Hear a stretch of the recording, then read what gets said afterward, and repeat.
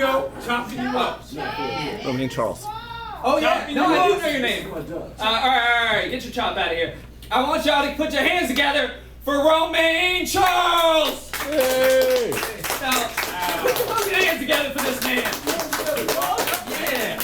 Hey, and put your hands together for Nate, Pete, and Kana, because they're taking some spot here tonight. Kana, you probably realize I actually used to do urban comedy.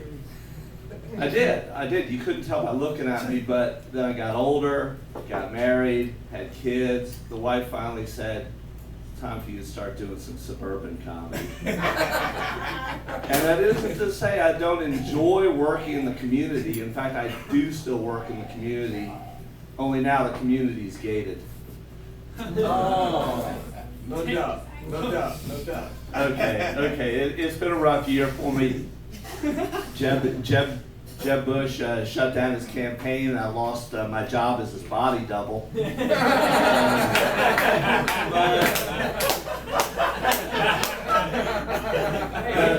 I got myself a job as a barista, and I work with a lot of young people now. And I didn't realize it, but young people today still smoke pot. I didn't know that. I wasn't aware of that. See, I'm like 55 years old, and I have not smoked pot for almost 30 minutes. And I am not even high anymore. You know, the dude says, oh, I'm going to sell you some dank Key West hydroponic. And he obviously gave me a bag of like Orlando window box. It's a rip-off. It's the last time I'm ever buying any more drugs from Harry. You're getting a 1 star on Yelp. Now, my wife and I went out to dinner the other night, and we're celebrating our 23rd wedding anniversary. You don't have to clap. Yeah, okay, that's better. You don't have to do that. You don't have to clap, because my wife is the kindest, sweetest, smartest, and sexiest woman that I have ever been married to for 23 years. And we were having a wonderful night. Laughing, joking, sharing stories. Okay, we weren't sharing stories because after 23 years, there aren't a whole lot of stories left to tell. Now, I have to admit, it's not like I don't have stories. In fact, earlier that day, I got on Google, and I learned that a woman I had sex with in a Waffle House restroom in 1986 is now a federal judge. But I didn't share that with my wife. I thought I would just share that with you guys. So we just kind of ate our food and grumbled about Donald Trump. It was a pretty quiet evening. I got a friend who's been married even longer than I have. And I said to him, I asked him, what is the key to a long and happy marriage? He thought about it for a while, and he said, the key to a long and happy marriage is not using a shared email address for your Ashley Madison account. And that is his advice. Now, sex changes as you get older. The hydraulics just don't quite work the way they used to. So I admit, I went to the doctor and he gave me a prescription for Viagra. And I was excited until I realized this stuff costs $40 a pill. This is serious money. And it's cheaper than hiring a fluffer to live in your guest bedroom, but it's still a lot of money. But you can go on the internet now and you can get Viagra discounted, get generic Viagra. And it comes from all over the world because they make it everywhere. You can get generic Viagra from Ireland, and this stuff will make your dick as hard as the Blarney Stone, but just about half an inch shorter. They got Indian Viagra from India. This will do the job. It'll also give you desire to go out and open a motel.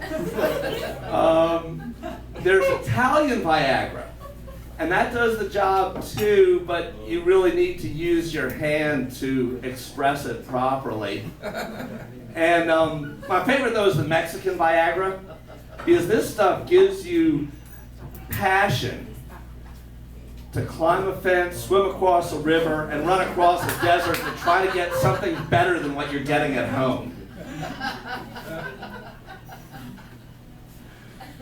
You guys following the presidential election? Yeah. That's good. That's good. You know, isn't it a coincidence that the Republican candidates waited for Ben Carson to leave the race before they started talking about dick size? I mean, I'm just saying.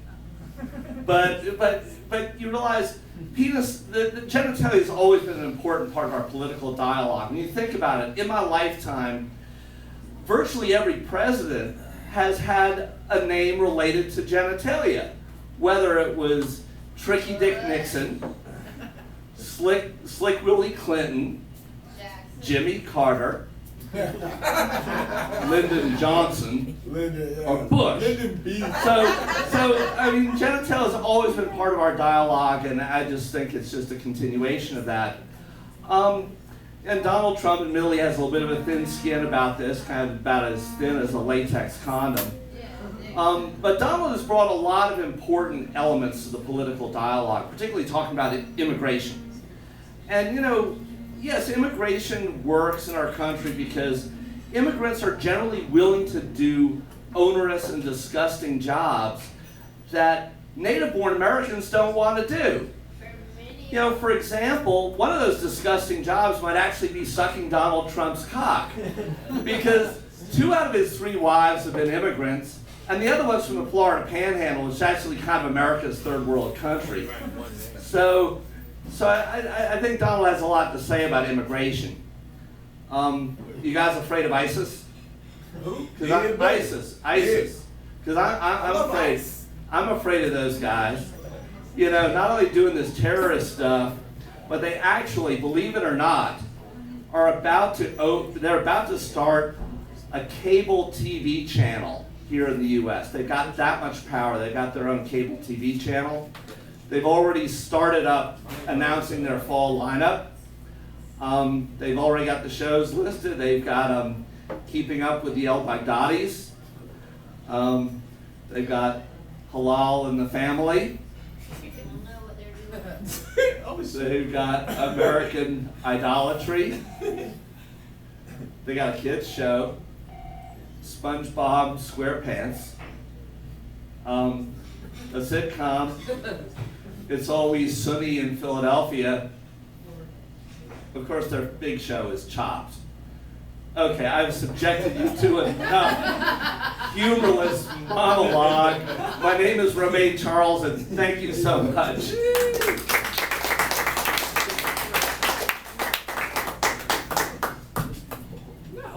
Give it up one more time for Romaine Charles. I think the ISIS bit, you can get more if you want to build support for ISIS. You just you take a gay voice to it. I'm nothing against gay people here. Have you heard about ISIS?